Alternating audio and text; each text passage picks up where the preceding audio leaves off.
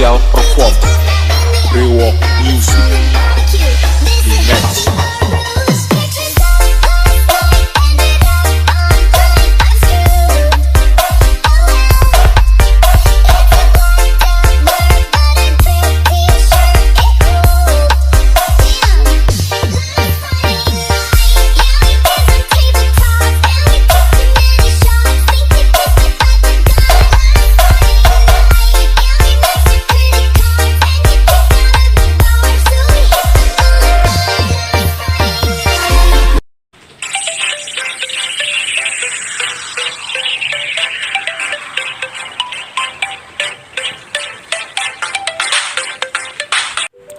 Kali ini saya akan mengupas tuntas mengenai klasifikasi hewan amfibi, ciri-ciri, dan contohnya.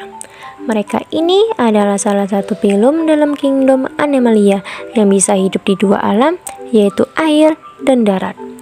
Dengar kata amfibi, mungkin yang ada di pikiran kalian adalah katak? Kalian mungkin mikir hewan hidup di dua alam ya cuma katak doang? Wah, padahal ada banyak hewan lain masuk dari klasifikasi amfibi ini loh. Supaya nggak kelamaan bingung, langsung aja deh masuk ke pembahasan di bawah ini. Kalian udah tahu belum apa itu amfibi? Kalau dilihat dari bahasa, amfibi berasal dari kata amfi yang berarti ganda dan bio yang berarti berat. Jadi dari kata tersebut kalau kita artikan bahwa hewan amfibi adalah hewan yang hidup di dua alam, yaitu darat dan air. Oh iya, amfibi termasuk dalam kelompok hewan bertulang belakang atau vertebrata ya teman-teman. Hewan amfibi adalah hewan yang sangat bergantung pada suhu lingkungannya.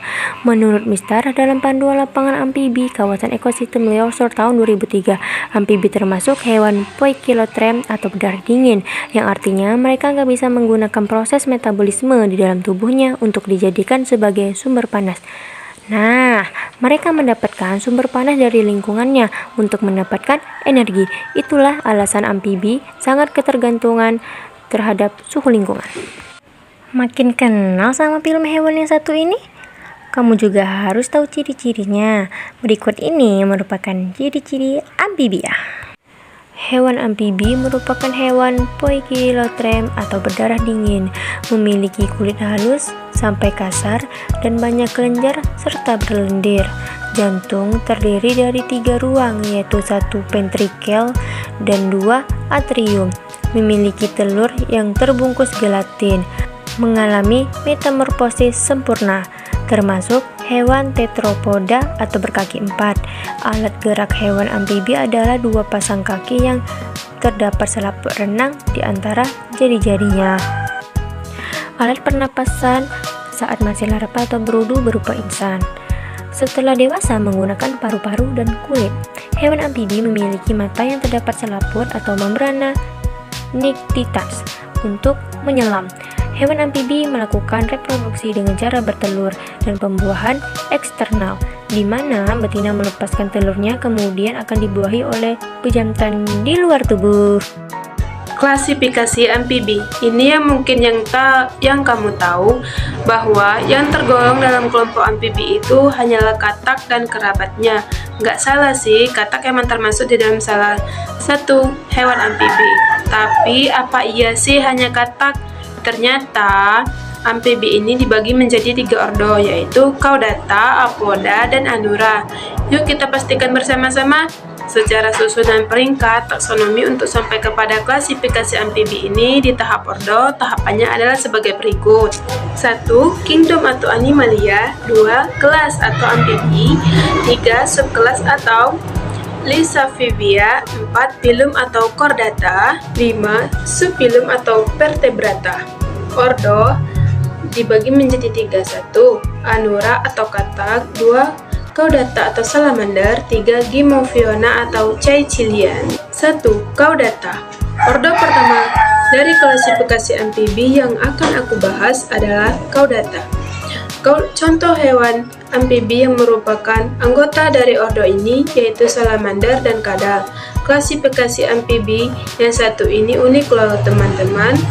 Antar spesiesnya memiliki sistem pernapasan yang berbeda. Ada yang bernapas dengan paru-paru dan yang tidak punya paru-paru akan bernapas menggunakan insan.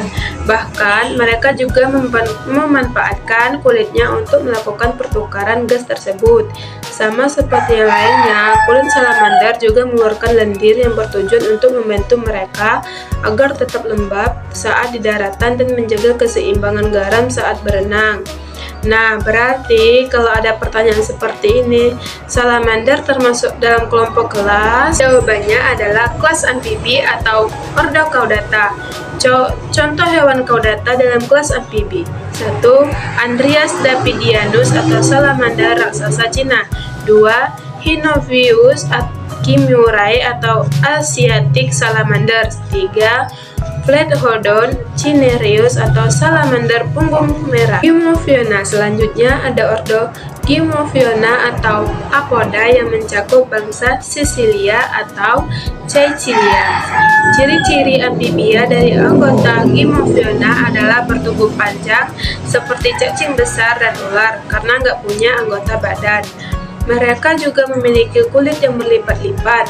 Namun, jenis amfibi ini merupakan amfibi penggali lubang loh. Tentu saja mereka dibekali kepala yang kuat dan tulang untuk membantu mereka menggali.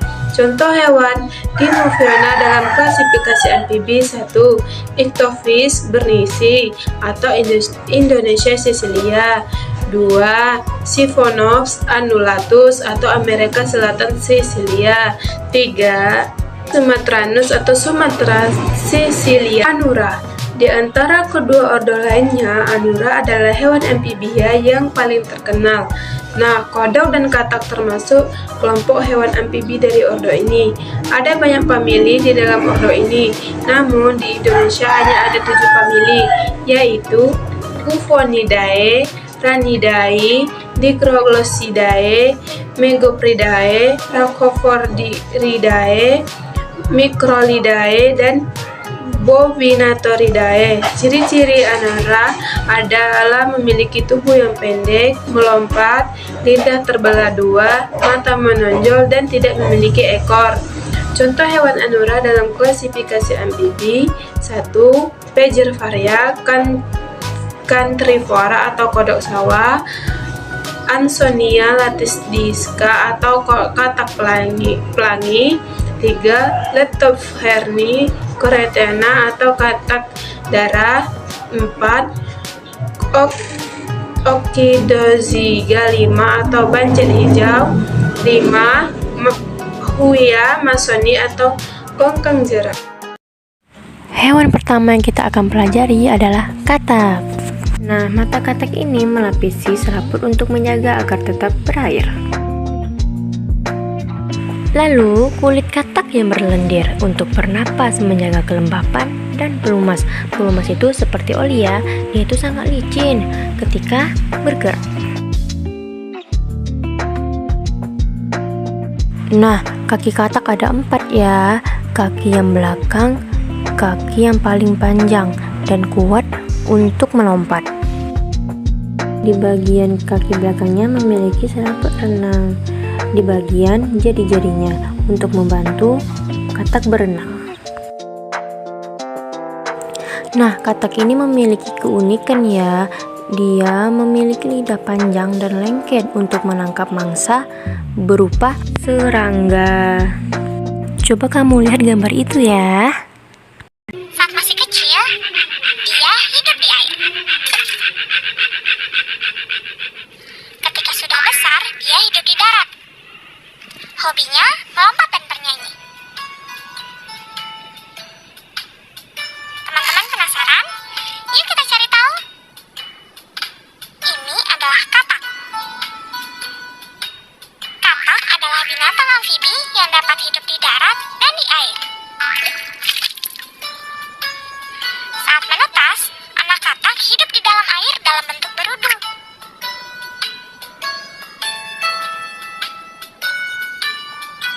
Dia bersirip, mempunyai ekor, dan bernafas menggunakan insang. Loh, kok sama ya dengan ikan? Setelah berumur 8 minggu, kaki belakang berudu mulai tumbuh. Di umur 12 minggu, insang berudu berubah menjadi paru-paru. Kaki depan mulai tumbuh dan ekornya pun memendek. Pada tahap ini, berudu telah berubah menjadi katak muda. Katak muda akan tumbuh menjadi katak dewasa dan mulai hidup di darat. Namun, katak tidak bisa hidup jauh dari air, teman-teman. Selain untuk minum, katak juga harus berendam untuk menjaga kelembapan kulitnya. Nah, hewan selanjutnya yang akan kita pelajari adalah salamander. Hewan amfibi yang mirip seperti kadal. Tapi ingat, dia bukan kadal. Kalau kadal itu adalah hewan reptil. Kalau salamander itu amfibi. Nah, salamander memiliki kulit yang berlendir dan licin untuk menjaga kelembapan tubuh. Dia juga memiliki ekor yang dapat tumbuh kembali ketika putus. Nah, salamander ini sama seperti katak ya. Dia memiliki kaki yang berselaput, membantu dia berenang. Salamander juga memiliki lidah yang lengket untuk menangkap mangsa. Nah, alat pernapasan salamander bermacam-macam tergantung jenisnya. Ada yang menggunakan paru-paru, atau kulit, atau insang.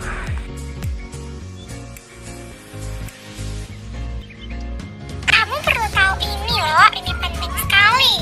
Salamander itu dapat menjadi penanda adanya polusi. Mengapa? Nah, karena salamander ini ada yang bernafas dengan kulit, jadi salamander ini sangat peka dengan keadaan sekitar. Ketika ada polusi udara, dan udara itu masuk melalui kulit salamander, dia peka dengan keadaan ini. Daerah yang terjadi banyak polusi gitu ya, tidak akan ada salamander yang hidup di sana. Jadi kalau daerah itu masih ada salamander yang hidup, berarti daerah itu masih bebas dari polusi. Nah, cara salamander bertahan hidup. Pertama, mengelabui musuh dengan memutuskan ekor, lalu ekornya dapat tumbuh kembali. Yang kedua, beberapa jenis salamander dapat mengeluarkan racun, misalnya salamander api. Nah, ini siklus hidup salamander. Salamander dewasa bertelur. Terus, telur menetas menjadi larva. Larva salamander disebut elk. Terus, kaki depan larva bertumbuh. Larva ini bernapas dengan insang. Setelah itu, larva bertumbuh besar. Dan kaki belakang larva tumbuh, badan semakin membesar. Larva ini bernapas dengan paru-paru. Lalu, bertumbuh menjadi salamander dewasa.